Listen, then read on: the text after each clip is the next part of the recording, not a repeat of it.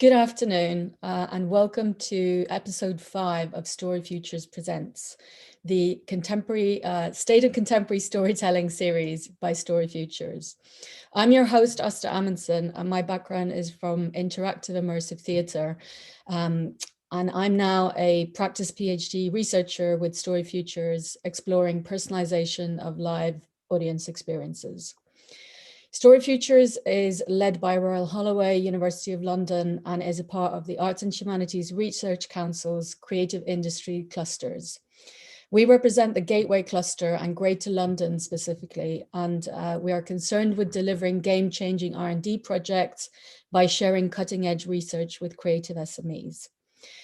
Combining innovative storytelling and experience design with next-generation immersive technologies, StoryFutures exists to fuel growth and innovation across story forms, business models, data management processes, and audience experiences.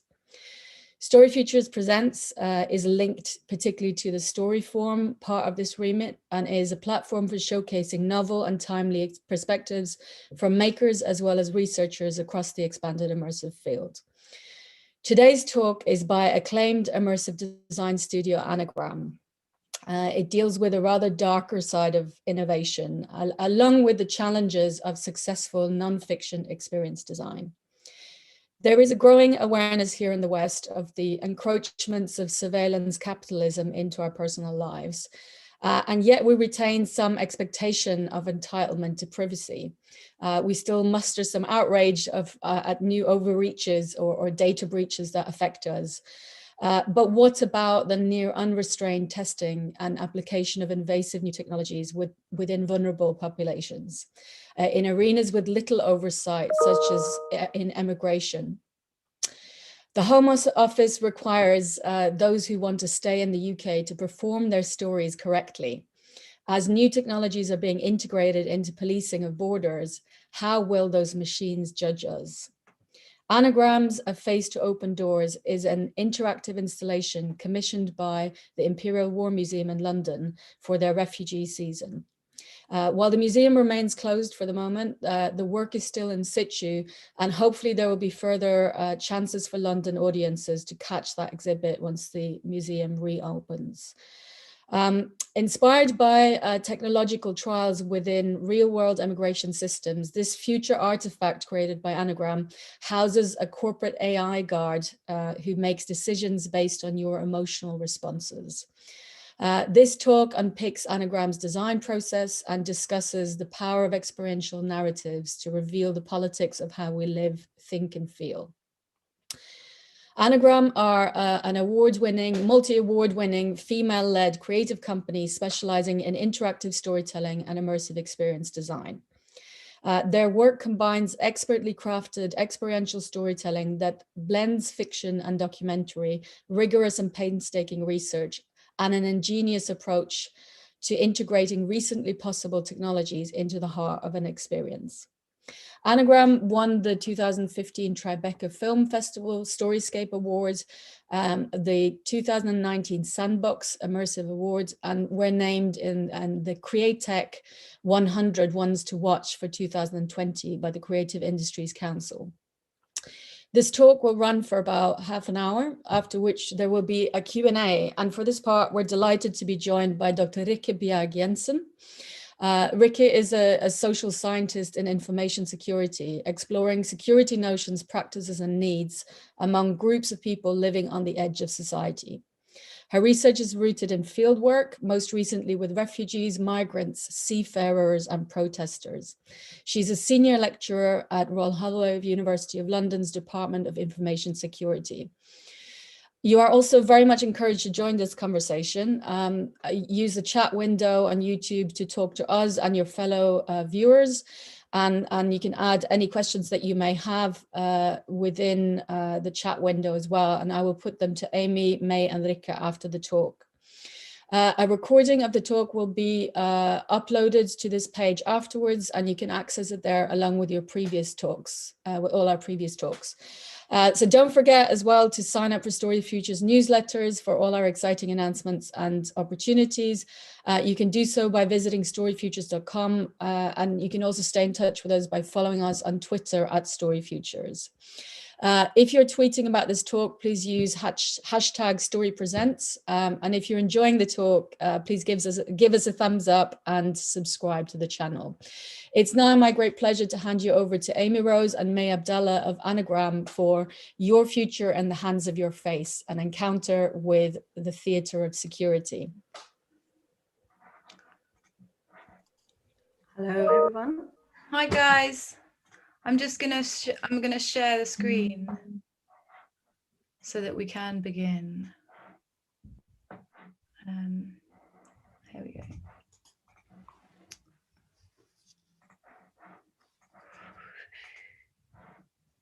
How's that? Is that okay? We can't actually tell, can we? Åste, can you tell? All good, Amy. Okay, thanks. Okay, I'll just kick off then.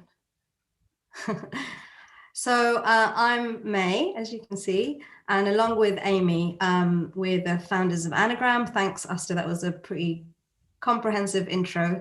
But just to summarize, what we love to do is use like new technologies to build visceral and playful experiences that challenge the way that we look at the world and ourselves. So really, it's about trying to devise interactions which we really feel can subvert our relationship with something. And immersive storytelling for us means creating a story where what you feel is a fundamental part of what that story means. So that's quite a challenge, and you can never really tell what the experience is going to be until you've got that live, real moment of a human in situ. So in every subject, there's a personal dimension that we're looking for and trying to understand how do issues, conversations, and subject matter that's around us in like a political and social way, how do they play out inside us, play on our assumptions and our fears and our memories. So we work along lots of different art forms. There's some images here, you know, VR installations, kind of playful parties.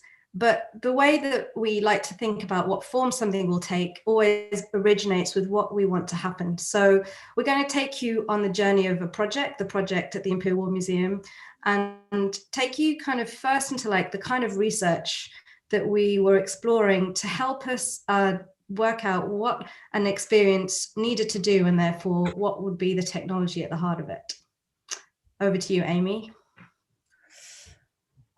So we're here to talk about this particular piece of work. And we thought that just to give you a flavour of what the work is, we play you the trailer to begin. So here is the trailer. Welcome to your face. Our machine will now take a close look at it. You want to leave this place, but before we can get you to your destination, you need to prove you can be trusted.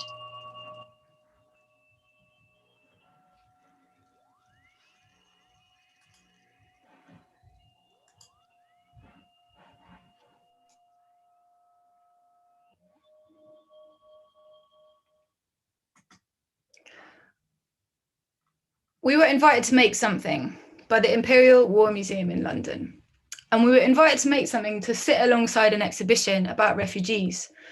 So the exhibition would be full of artifacts and objects and bits about different people that had been traveling. It would also have a piece of 360 video by CNN about a refugee camp and a major new piece by Ai Weiwei.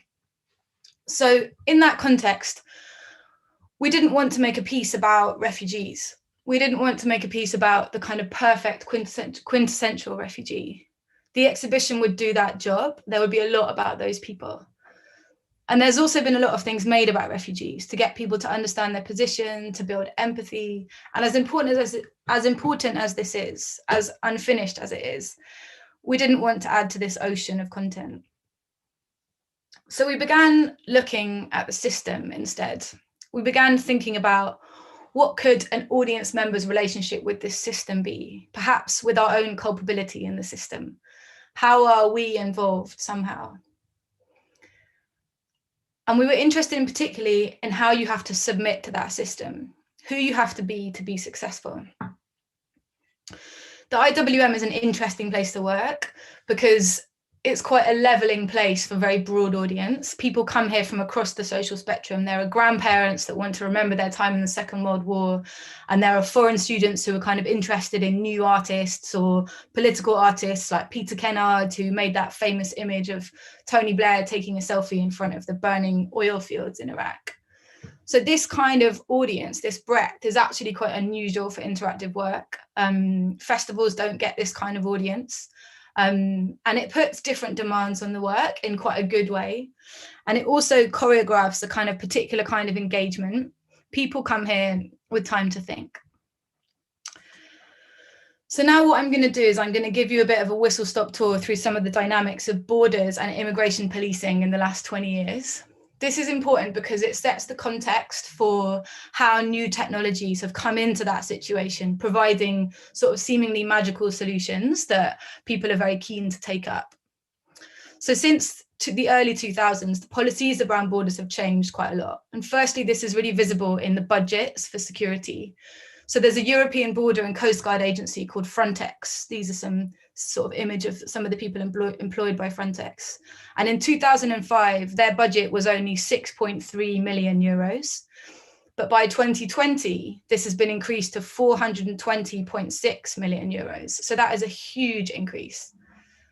Some of this money has been spent on the increase of security fences all around the edge of Europe. They've all expanded considerably. And there's frequently like reports of violence along these borders against refugees, sometimes by border security guards, sometimes by police, sometimes by extreme right militias, and sometimes by a kind of combination of all of those actors.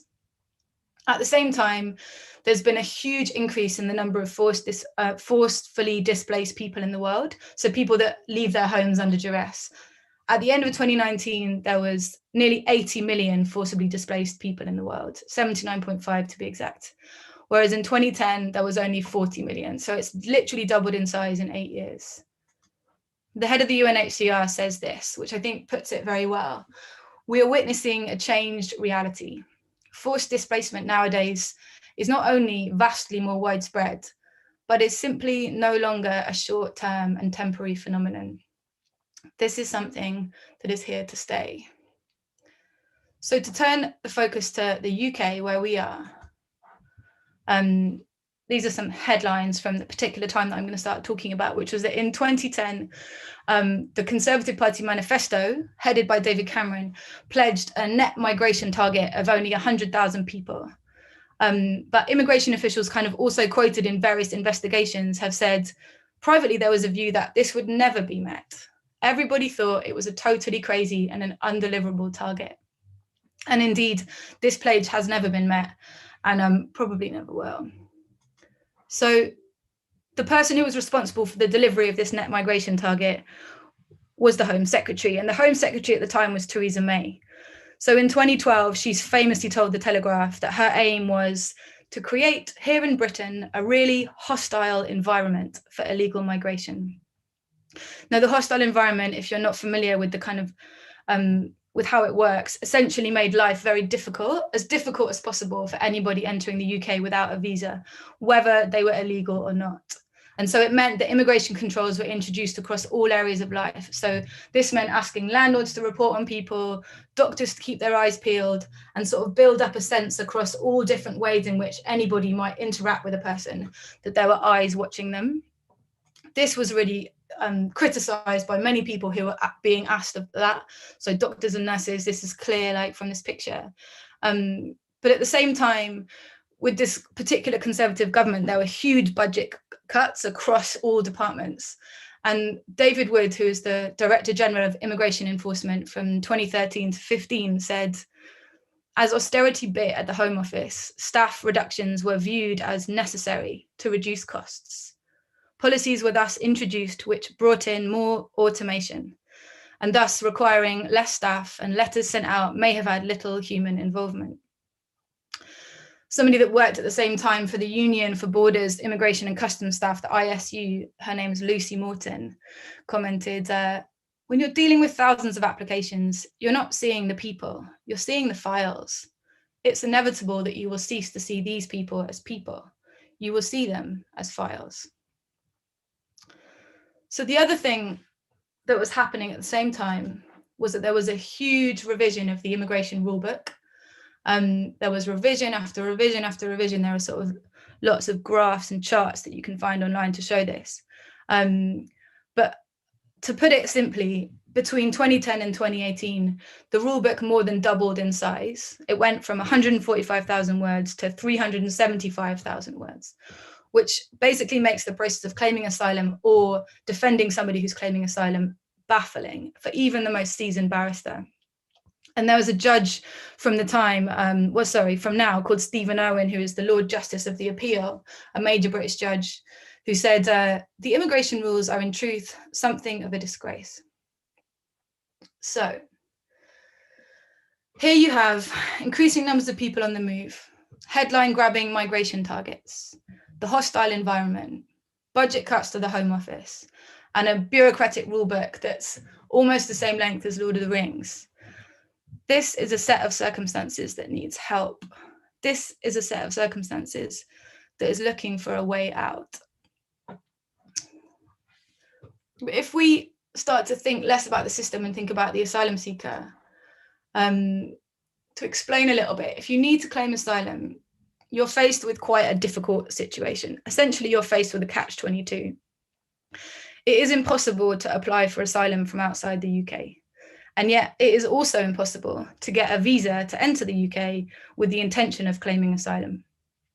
If you are fleeing a war-torn country, you can't just apply to the UK embassy, get a visa and get on a plane. It doesn't work like that.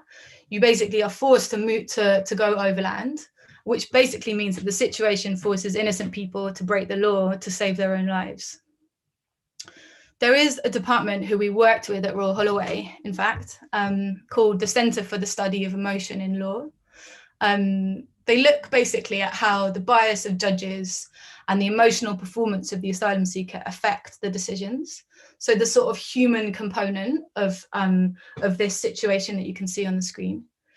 And to claim asylum, you basically need to prove that you have a substantial fear of persecution at home and that nobody is going to protect you. And in that situation, usually you have no witnesses and often no evidence because you've been running away from a war zone. So essentially it's you and your ability to tell the story. The decision is about whether you are believable. Any mistakes or contradictions, anything imperfect, even if it's not directly about your case, is taken as a sign that you are dishonest, and that is then held against you. But there's a lot of psychological research on the kind of workings of memory and trauma and how trauma impacts upon memory that really explain how inconsistencies can often arise, and none of this is taken into account. And so the assumptions about certain kinds of behaviors can still dominate. Because of this, asylum seekers are often accused of expressing like too much emotion or too little. And so they're either kind of manipulative or unconvincing, like, oh, you're not sad enough, or like, there's a lot of emotion in the room, you're so angry, like what's going on here? And on top of that, while in, many countries, not looking directly at people in authority, keeping your eyes to the ground is a cultural norm. In the UK, particularly in the courts, avoiding eye contact is seen as a sort of marker of deception. Basically, it's very hard to get it right. It is a performance, and that suits some people more than others. We worked with somebody who was the vice chair of the Institute of Race Relations, and this is kind of her summing it up. So we have an asylum procedure that is built around officials' belief that asylum seekers are likely to be opportunistic liars, that the scars they bear are self-inflicted, and that suicide bids are blackmail attempts. So, enter the machine. And enter particularly the machine that is looking for lies. There is an assumption that underpins all of this process. In fact, there are two assumptions. The first assumption is that people might be lying and that, they'll say anything to get their leave to remain. But the second assumption, and kind of like the more interesting assumption, is that it would be possible to detect whether somebody was lying in the first place. Like, as I've said, that there are many reasons in which it would suit the Home Office to disbelieve the stories of those arriving in Britain. But the idea that it's even possible to weed out the liars is a kind of older idea. And humans have been trying to overcome this problem for millennia. So there was a brilliant article in The Guardian by someone called Amit Katwala, and he says that the search for the perfect lie detector has involved torture, trials by ordeal, and in ancient India, an encounter with a donkey in a dark room. So there are a kind of new range of lie detection machines that are being developed. You can see some of the imagery on screen now.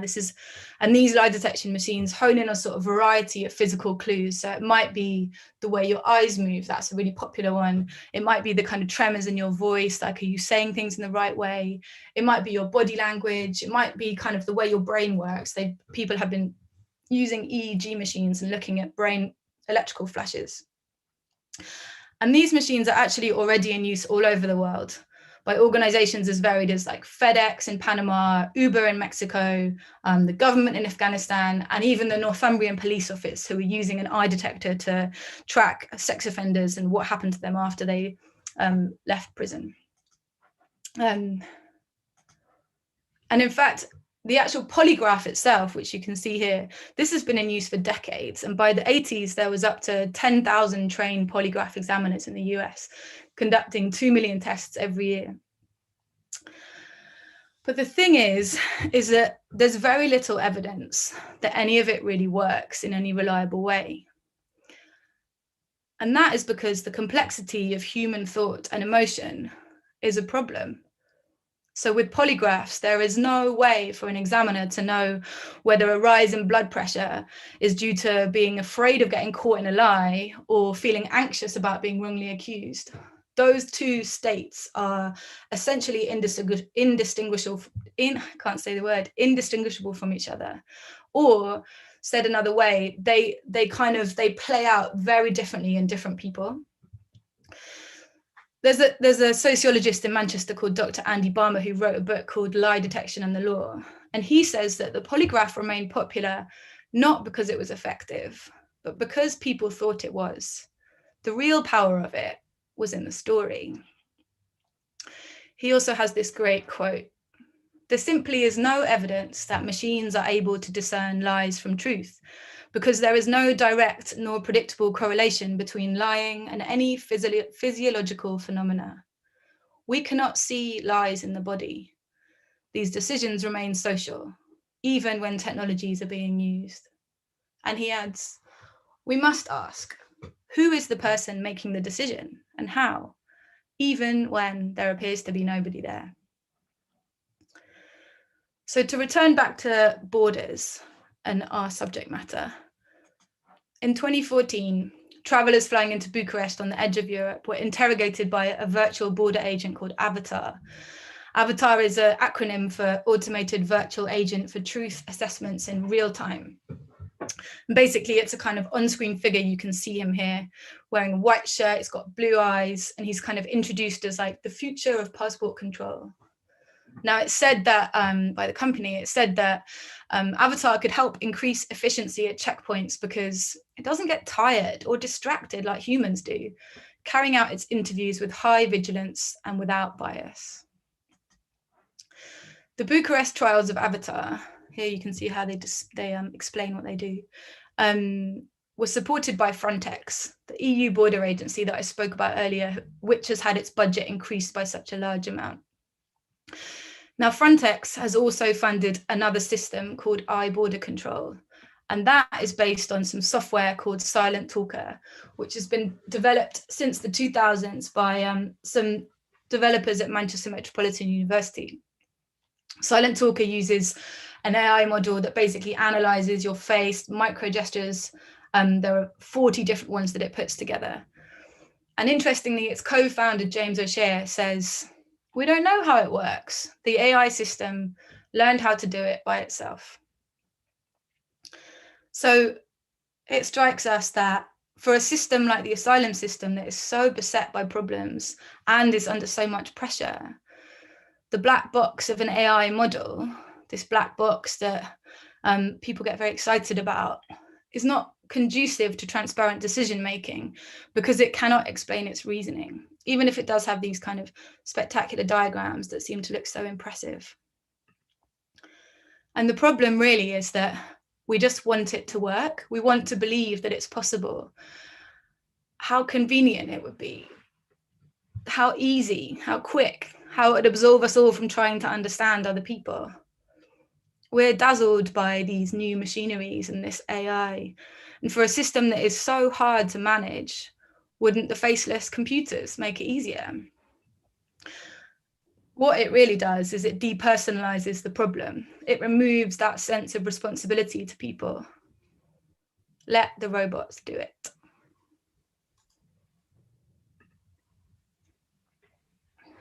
I'm going to hand over to May now. So the issue, of course, with imagining that the automated lie detector is the solution is that it feeds into this story perpetuated by headlines using the term bogus asylum seeker.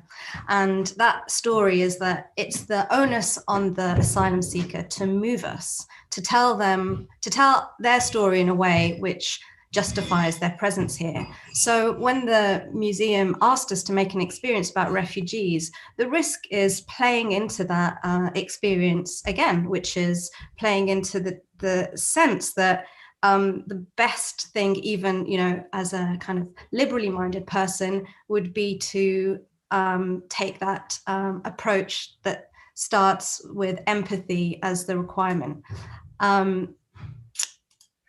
The truth is, however, that asylum is actually a universal human right born from the UN Convention of Refugees, and the picture on the next slide, Amy.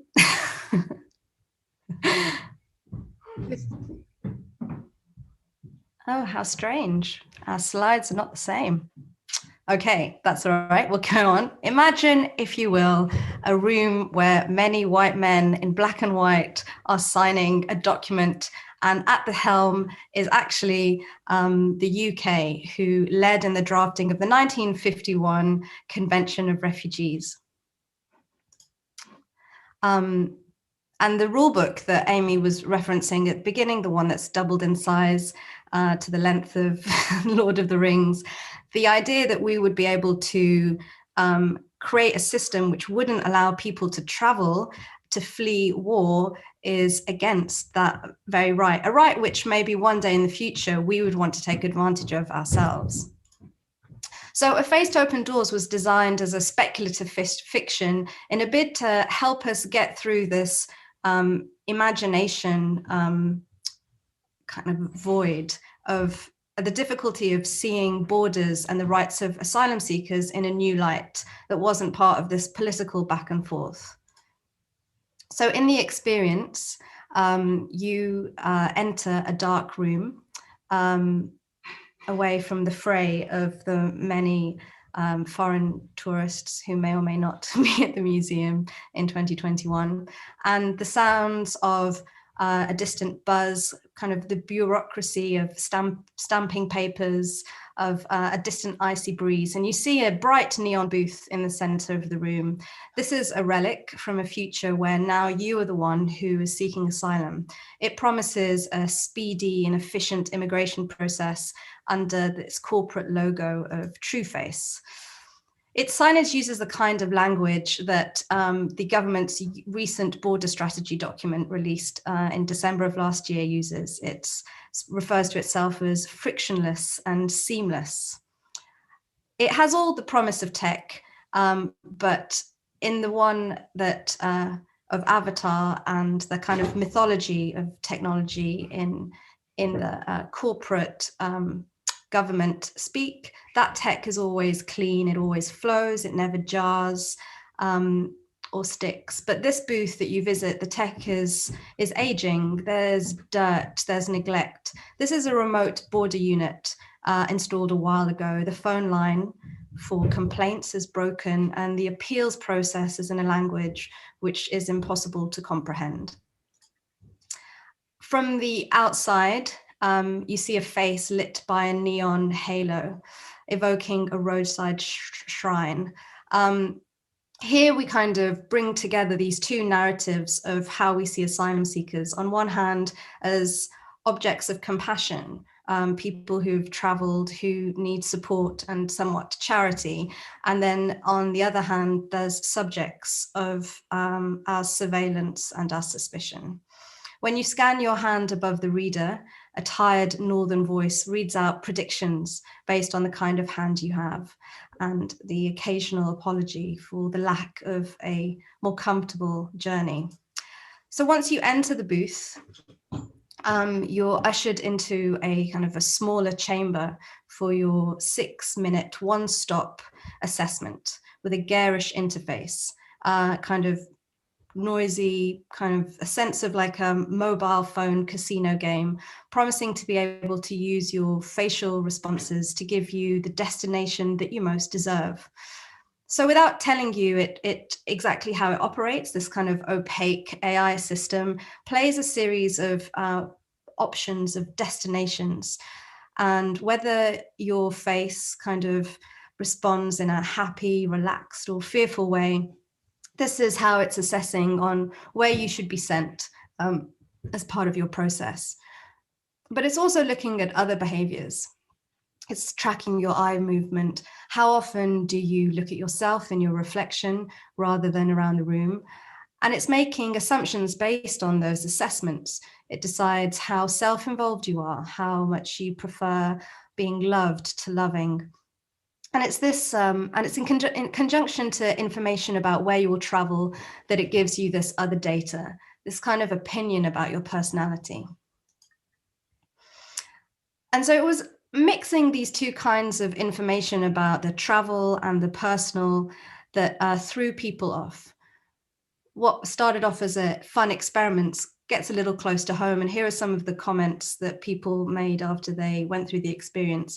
And actually, even the commissioner for the museum, who was like heavily aware of all the back end and the design, came out kind of a little bit insecure about her kind of the accusation that she might be vain. The mirror made me feel self-conscious, like I was under scrutiny. I knew it wasn't real, but it felt like it was. It felt personal, and I kept wondering, am I that person that the machine thinks I am?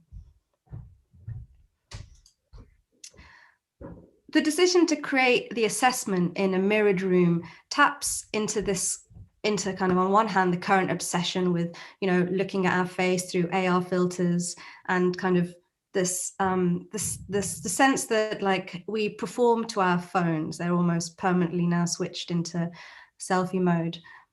And as we're performing here all the time, we wanted people to feel through a tangible experience the absurdity of a system that claims to understand someone's inner world based on their external appearances and actions, and to feel for a moment in themselves that sense of injustice and paranoia that the process itself creates. And we can't underestimate how much these things, these fringe technologies, ooze into our everyday lives. So whilst the system that we developed to run the True Face assessment was created by Mike, our interaction designer, the actual emotion recognition algorithms that are used across most of the Apple tech in the Apple AR kit comes from a model of emotional recognition codified by the psychologist Paul Ekman in 1977. And he's been named one of the most influential psychologists of the 20th century. Ekman wrote widely on the use of microgestures as a form of lie detection. And he has been himself, he's still alive, an advisor to police departments and anti-terrorism groups, and his work inspired the crime drama, Netflix crime drama, Lie to Me. So he's really at the heart of kind of the lie detector, the link between facial expression and lies. And he's also the basis on which the phone that you may even possess yourself categorizes emotions based on biological readings. So a recent report on facial recognition technology deployed in border crossing contexts, such as airports, notes that despite the fact that even the best algorithms misrecognizes Black women 20 more times than white men. And this detail hasn't stopped the rollout of these technologies globally. So our relationship with the science is, of course, a critical one. We want to question how far these categories can be trusted and what assumptions are woven into the algorithms that create them. So in using the tech as part of the experience, we're interested in showing not just showing it off, but kind of showing its edges. And it is, as Åste was saying, kind of in the intro, it's minority groups that tend to be the testing ground for risky new experimentation. Only 2019, 2 years ago, the UK mistakenly deported more than 7,000 foreign students after falsely accusing them of cheating in English language tests. Now, most of the students were not allowed to appeal the Home Office decision, nor were they able to obtain evidence against them or given the opportunity to prove their proficiency in English. And some were left homeless as a result. So history provides many examples of how the testing ground for technology often takes place with the groups of people who are less likely to be able to combat its injustices. And that's that for now. Fantastic. Thank you very much. That's such a fascinating subject matter, and with so much to say. Rikke, do you want to join us as well and turn your camera on? And I'll introduce you into the talk as well. I'll stop the screen. Should I stop the screen share? Yes, that might be best. God, there's so much to pick up on there, but I mean the thing that really the picture in a way that you're drawing is kind of a wild west sort of gold rush of big societal problems, looking for solutions with big budgets, attracting all sorts of crazy sort of lie detector, you know, the inheritors of the lie detector kind of tradition, AI snake oil salesmen of every sort rushing in to provide the solutions. I'm wondering if, besides that crazy Romanian avatar installation, have you got any favorite examples of kind of immigration snake oil tech that you that wasn't already in the talk? I mean, May, should I, all the stuff like all the stuff about all the lie detectors is kind of amazing and hilarious, but like not all of it has been picked up by the immigration industry. But there's a lot of different companies that are experimenting with all these different forms of trying to weed out liars. And so what we were kind of interested in, that across the board, really, they're all very behaviorist, if you like. They all really look at how physical manifestation is the clue. And that there's always this kind of tension between what's going on in the complexity of somebody's mind and with the kind of with the interplay of their emotions, particularly if they're fleeing a war-torn country, that is going to be very complex. And then the kind of what's on the outside. So this tension between the outside and the inside, and how technologies are sort of a really not best place to understand that tension, was really across the board. I was just going to say, like, one of the examples that Amy didn't mention, although it was the video of that particular company that was playing in the background, is Faceception, and they're I mean, that's quite like terrifying in that they've got these categories like poker player or terrorist or pedophile based on kind of facial responses, very ambiguous. So I think, I mean, I don't know if favorite is the right word, but yes, kind of just wild. And I think it's that kind of, you know, what I think we found really interesting was just the almost kind of like, did they all employ the same graphic designer? There's just this kind of visual rhetoric, which we really tried to avoid using, which is this kind of, you know, mapping data, which really needs to be, it needs to really be challenged. That sense that there's a kind of pale blue animated thing that says, that might have been kind of it's almost like how it's like that kind of the fact that people in tests have been shown to trust people more if they're wearing lab coats. You know, it's this very easy kind of sense of submission or manipulation based on fonts and spaces. And like, I think the thing that we thought, because the piece opened in the autumn, but in December, because of Brexit, the UK government launched their border strategy. And, you know, when we were coming up with the names and the kind of language around it, a lot of it was kind of, you know, hopefully a bit farcical. And then reading that strategy and looking at kind of project seamless flow with the AI guard, and you're like, this is we should have pushed the parody boat out a little further because it caught up with us a bit too soon.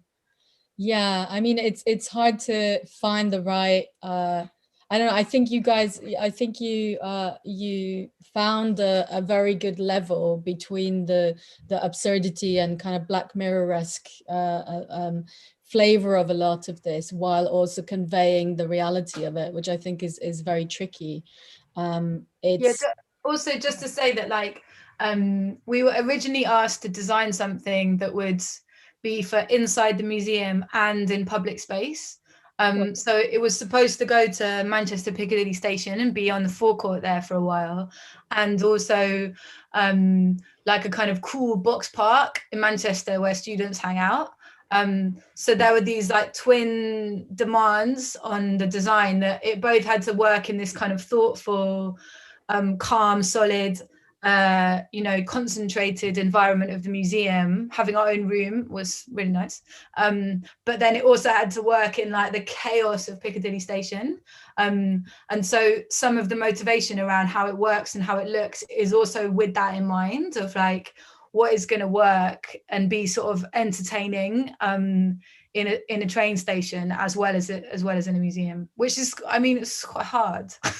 Yeah, and in a weird way, I feel like there's a resonance there with the theme that you raised during the talk about believability as well, you know, and, you know, in terms of how refugees are being treated, but also in terms of how you present a speculative design object like that you are then also meant to have in a public place. I was thinking during your talk about a quote by Neil Gaiman, where he talks about how fiction has an obligation to be believable, whereas reality does not, you know, which, you know, I feel like that balance is getting trickier and trickier at the moment as well, in presenting something that is very close already, as you said as well, you know, while what you presented is speculative, it's actually sort of closer to reality maybe than you would think. So thank you for that. I just thought I'd also just I mean, maybe some relating it to broader areas as well, because I think you, like Åste said, there are so many different angles that you can take, perspectives you can take on this, which is really, really cool. So in a broader sense, because we see technologies being brought to so many different parts of the ways in which we live our lives, whether it's excluding, including in different ways, groups or individuals in different ways, keeping in or keeping out. So, and you kind of talk about performativity here a lot, and how we perform to these technologies. Well, actually, we actually perform to the policies when it comes to it. It might be facilitated through the technologies, but actually it's to the policies that lie underneath them, because that's right. So, and also with the name of this, this again, we talk about security theater as we kind of set within the broader scenario. So I'm just wondering, just going to be a bit annoying and provocative and kind of push against that. To what extent? Because I think it's neither security or theater, right? It's neither or. So I'm just wondering how. So I'm wondering whether it's a wrong abstraction to one extent, and then also how you worked with that, or pushed against that, or didn't push against that, the notion of security theater. So I think it's one of those things where we're going to have to explain security theatre before we can push against it. Oh, maybe you didn't push against, right? Yeah. But let me just try and understand a little bit from where you're coming from, because I think the point about policy is really important, but we'll come back to that in a second.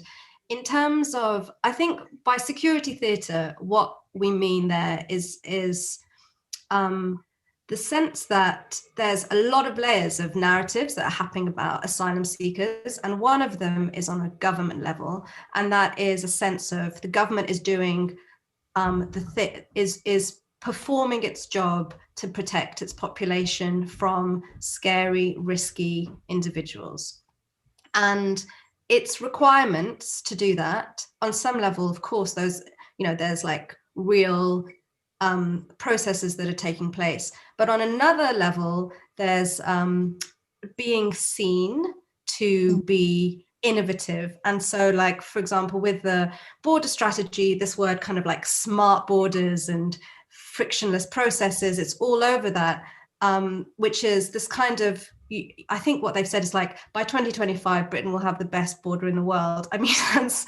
I don't know what that really means, but I guess theatre in that sense is like, it is also a performance. Just as we're asking everybody to kind of perform, to go through, there's also like the performance of security in that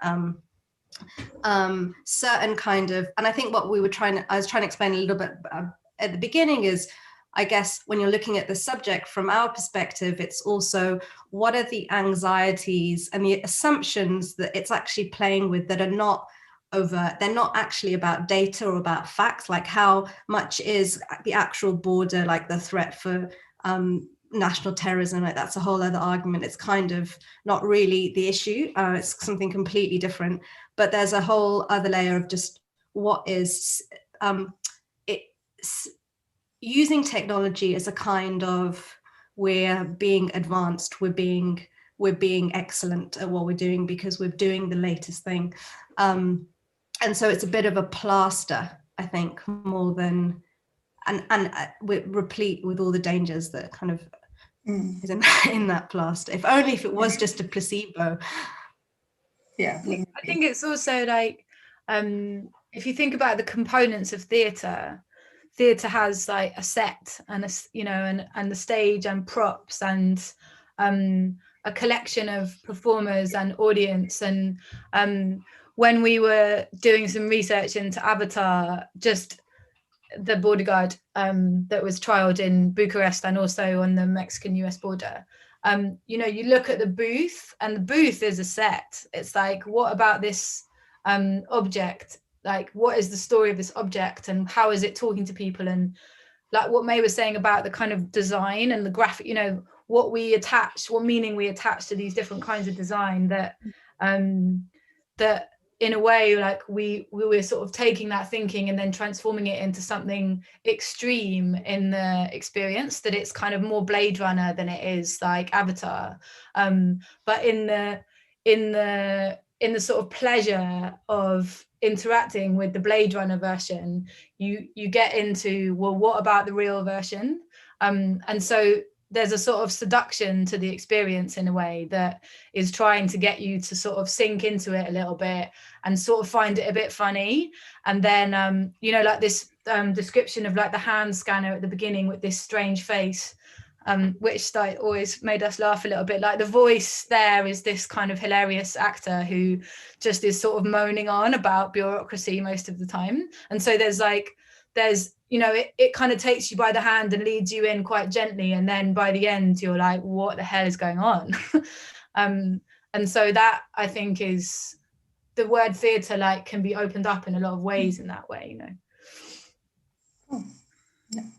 No, it wasn't. I was just, yeah, I was interested because I think security theatre is being used quite a lot recently in different contexts, and I think it can be quite a misleading term, I guess. So that's why I was kind of interested in kind of unpacking that a little bit, just in general. So thanks. Yeah. What sorts of other contexts are you notably that might not have come up yet in the talk?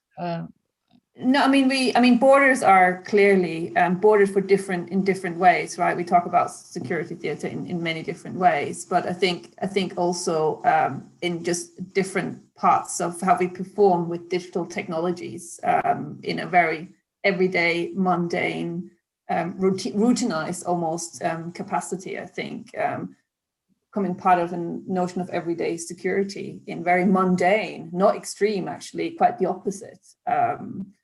which kind of, it's a very different kind of performance, if you will, you know, how we log into different systems to gain access to security in different ways.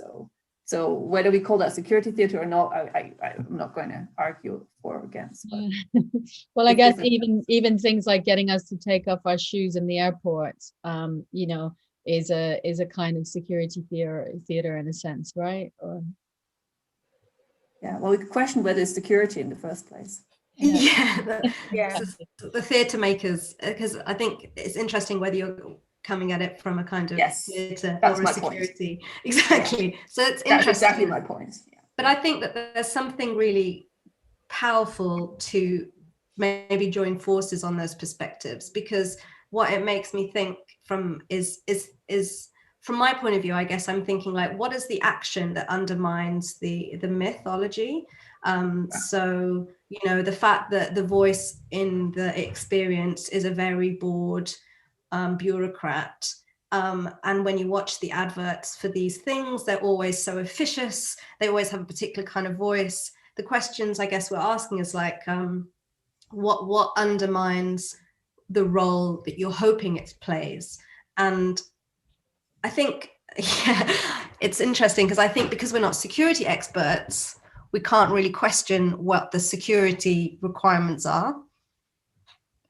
But what's interesting, I think, is, you know, even just recently, you know, the idea of, you know, on one hand, you've got like national branding that's kind of like selling the country, but there's also this propaganda which is like, fear us, we're not a soft touch, and this really clear language which is totally a performance also of Britain's not a soft touch, don't come here. And obviously there's so many ironies in that right now, but and so that sense of how kind of important the mythology of security is, I think, is partly where the piece kind of led us to. So I wanted to feed in a few questions from the chat audience as well, the YouTube audience via chat. Olga Gyornova, I'm probably mangling your name, so apologies, Olga. She asks, does your system make a link between the biometric assessment and emotional measurement?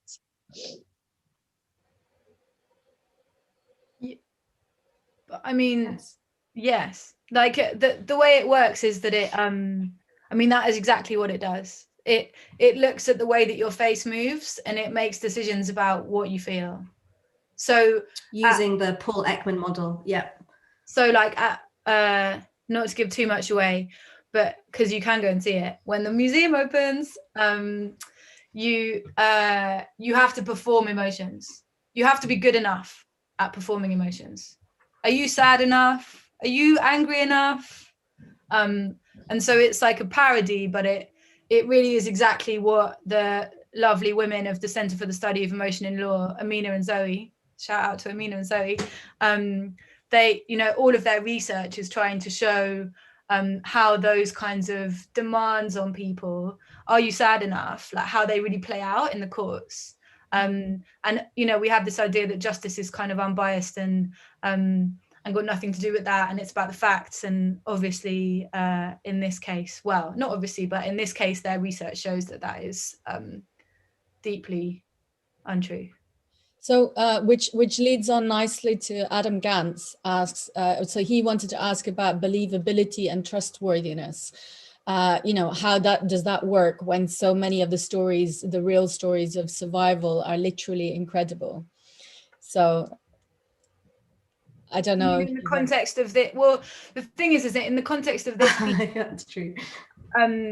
We so this is where it is really a parody, and it kind of tries to almost, you know, when someone's making a sort of argument that's like, it puts itself over there so that something can move towards it, and that's kind of what the parody does. And it in the piece, you don't have to tell a story. It just the idea is that the machine is simply interested in whether you can perform emotions believably.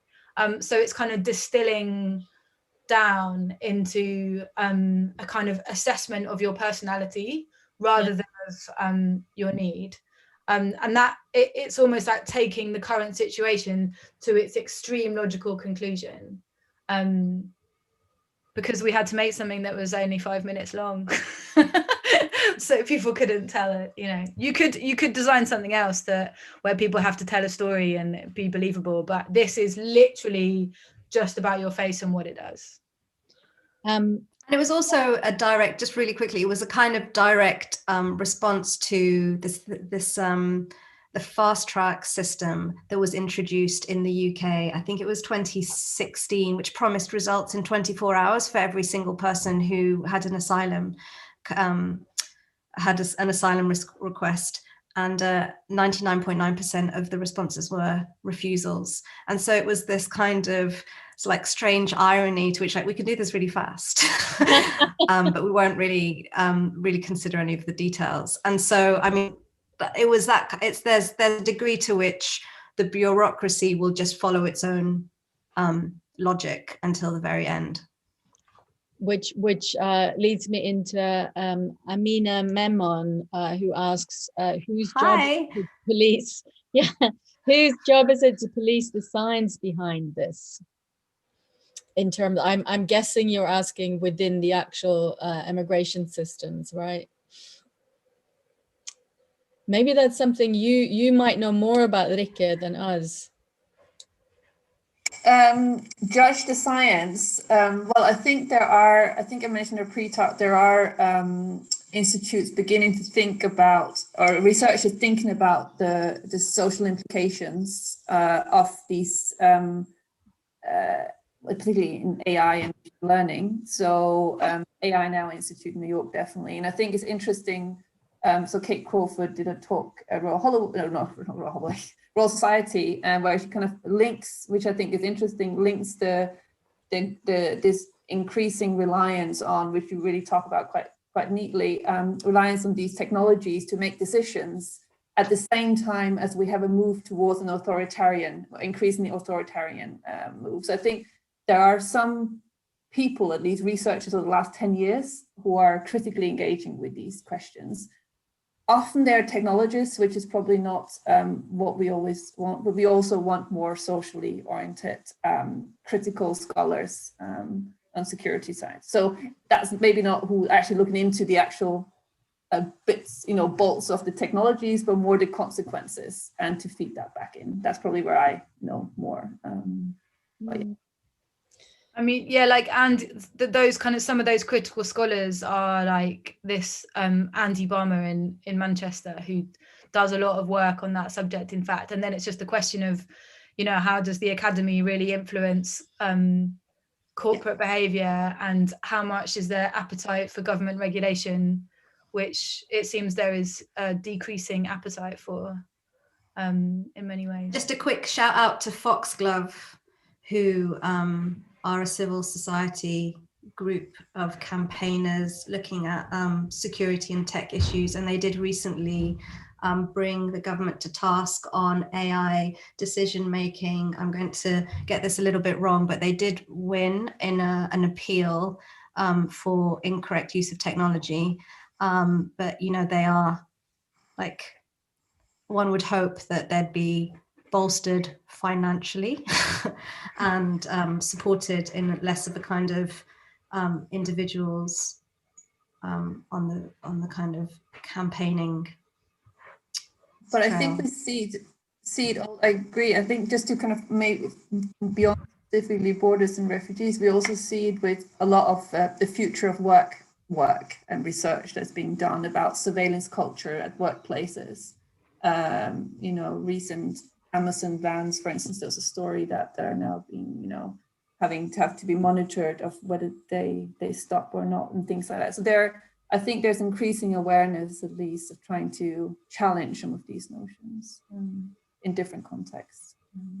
I think we talked about this a little bit when we were chatting before the talk, but I think an area, one sort of concern that I feel watching these kinds of developments is that, you know, while it's easier to conceive of regulation from a government if these are government agencies are employing this kind of tech, but that there's been a culture, especially since 2011 onwards, of outsourcing to private contractors and security contractors and so on, and how that's kind of affecting the kind of tech we're seeing, or maybe the lack of oversight is fueling more of these kind of snake oil type of technologies, and so on. I don't know.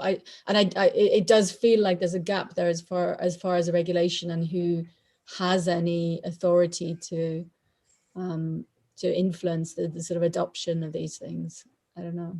There's often also a relationship between the people that are involved in those kinds of technology development companies and people that are involved in government bodies that are associated with that field. So one of the people that has developed Avatar, which is a company called Discern Science, was also a member of one of the regulatory bodies looking at the border, the US-Mexican border. And so they trial the hardware, software on that border, and the reason they're able to trial it there is because of the relationships between the company and the governing body. Right. Yeah. Yeah, I mean, there are so many different details on this stuff, which I would actually recommend if you're interested. Maybe we can post a link. The UN did actually create a really comprehensive report on some of the technologies and racist, kind of how it links to racism. And in that, they did a very interesting list of companies, as you're kind of saying, like military companies that are being, because the overlap is also the sense of like, what's the border? Where's the border? Where's that a security risk? And in a way, what's happened is the border is less kind of at the airport and more in the middle of the Mediterranean or somewhere in North Africa or somewhere effectively, like mentally, the border can kind of stretch the size of the world as a kind of preventative measure, because legally, once the asylum seeker touches the UK soil, we have obligations towards that person. And so there's this kind of quite, like Machiavellian approach, which is to just stop them at the source, which is the kind of cat and mouse between what is legally acceptable, what's the contravention of human rights, and therefore outsourcing companies to enforce borders as far away as possible from UK soil becomes like a logic in itself, which kind of leads to the kind of corporate multi-million pound contracts to military agencies like Lockheed Martin and various things like that. Can I also just, I don't know how much time, so I won't catch it, but I also think it's important just to mention, because I mean, from where I sit, that there is a movement within tech workers, tech organizations, academics, recently mathematicians who refuse to work on certain, for instance, predictive technologies, predictive modeling. And I think this is really important, that we are seeing resistance within people working in these tech organizations that are developing these technologies that we're talking about. They're resisting. So I think this is part of the really important story as well, that we're seeing a kind of, I'll say, mass movement, probably is pushing it, but we're definitely seeing quite strong voices. I think it's important. We've got, just changing tack slightly, we've got a few questions that is more to the artwork itself. So Larissa Whitaker, sorry, I can't speak anymore, Larissa, sorry. It says she's curious about the audience feedback on your installation and the wider installation. Any tracking of opinion changes on these issues? Were you tracking your audience response to this in any way, or recording the interviews that were happening, or? Well, we opened in September. It was open for a while, and then whether the museum was open or not was a sort of like open, closed, open. And at the moment it's closed. It will open again, and when it opens again, actually Amina's department, the Centre for the Study of Emotion in Law, are doing an audience study on the piece. That hasn't been done yet. So we haven't done anything formally, and anything that so far we've sort of gathered is more anecdotal in terms of people that we've seen going through it, or in the testing phases, or like members of the museum have kind of told us about stuff and that kind of thing. But once this audience study is properly carried out, then I hope that we'll sort of, I don't know, disseminate the findings of it somehow in a sort of little pamphlet about the piece in some way, and share it around with the industry, because there's not that much interactive artwork out there that's kind of critically reflecting on the connections between these kinds of political phenomena and technologies. So I think the more that we can talk about it, the better. Absolutely. Related, Georgia Jacob asks, what would you like visitors to take away from their experience beyond just being more aware? What do you think, May? Oh, okay. Pregnant pause. Well, I'll say a few things, and then you can say a few things. I think awareness is not enough. That's why it's really important to kind of get that audience study in. It's more of a sense of a personal moment where the understanding of what it would feel like to go through that process, that risk, is something that is quite tangible and real for the person who's going through the experience. So it's less awareness, but more kind of a sense of how it feels. And it's tricky to say that without kind of running into like some kind of empathy terrain, because it's not necessarily like, what does it feel like to be a refugee? It's like, what does this process actually do to you experientially? And I think there's something in terms of just kind of recognizing that experience, I think, is important, not because I think, so when we were talking earlier about how, this kind of militarization, etc., how things change in a policy way, I guess as artists and like people who work in kind of the cultural universe, I personally feel that there is like a relationship between how the language around stuff changes and how it becomes easier to accept certain things taking place or not. Like there'll be like a normalization moment where all of these things are happening. And I think there's like a phrase called the Overton window, which I recently understood, which I think is kind of amazing, which is just like what the mainstream think is acceptable. And when you think about what we assumed people were going to be, what would happen to somebody if they were on a boat in the Mediterranean, that there would be like a rescue patrol, versus now that there are like surveillance drones, like that Overton window has shifted. And in a way, like the point of, for me, like the point of this kind of work, and lots of people are doing that, is to try and kind of drag that window back in another direction, and to have some sense of like, where's that middle ground, what's acceptable. And you can see in so much of like the politics of the last 12 months, that window can just move really quickly in terms of what we think is acceptable, in terms of violence, in terms of rights, in terms of who should we care for, who has rights.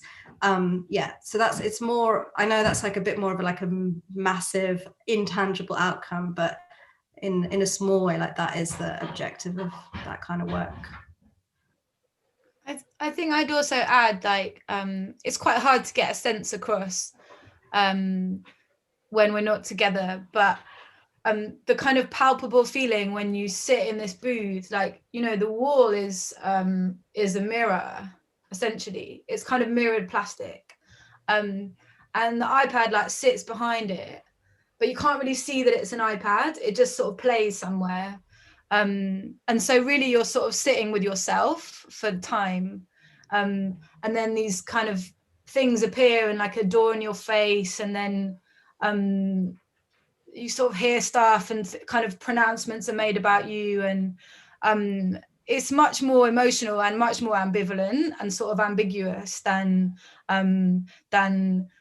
the phrase like raising awareness or like reading something on a wall would suggest, because it's this sort of period of time that you're sitting with yourself. And in our age, like in, you know, the amount that we look at ourselves on screens and on Zoom and on phones and in all these different ways, it's a strange thing. It's a strange thing to sit there with yourself in that way. And I think it's important that we build things that are strange, that we build these opportunities to have an encounter with something, and that it's not very easy to encapsulate what that is, but it moves you somehow. So for me, that's kind of what this work is about, really. You know, not necessarily this particular one, but all of the things we make is about some sort of encounter, you know, with many things. And we have a question from Mark Jacobs as well. He asks, did the museum work closely with you on the content? How did it work editorially? The museum are amazing. We love the museum. We work with their public engagement department, which is different to their exhibitions department. And they were involved, but they never told us not to do anything. And we were amazed at the extent of political propaganda we could put on the walls. I mean, I you know, that's a bit glib, but for a major museum that is kind of ostensibly about war, they're really up for having complicated conversations, and they're really up for saying things that are very critical, which in my experience of other kinds of institutions is not very normal. Okay, that feels like a really good place to maybe leave it for now, and to remind everybody to keep a lookout as well for when the museum reopens. And if you guys let us know as well, we'll spread it to the StoryFutures network as well, because I think there's a lot more people out there who would love to experience this as well once it becomes possible again. So that concludes the episode 5 of StoryFutures Presents. Thank you so much, Anagram, for a fantastic talk. And thank you, Rika, for joining us as well in the conversation, and Jura for supporting us behind the scenes. And obviously all of you, especially who joined us online and fed us questions and everything. Feel free to continue the conversation as well over on Twitter at StoryFutures, #StoryPresents. And as I said earlier, a recording of the talk will be uploaded to YouTube, to this channel. And you'll be able to find it there along with any of the previous talks. And we will invite Amy and May to contribute any relevant links as well that we can add in the video description. And Rika as well, if you have any ideas or things you think people should be aware of in this context, please let us know as well. Thanks again so much for joining us today. Have a great weekend, and I hope to see you again in the future for the next StoryFutures Presents.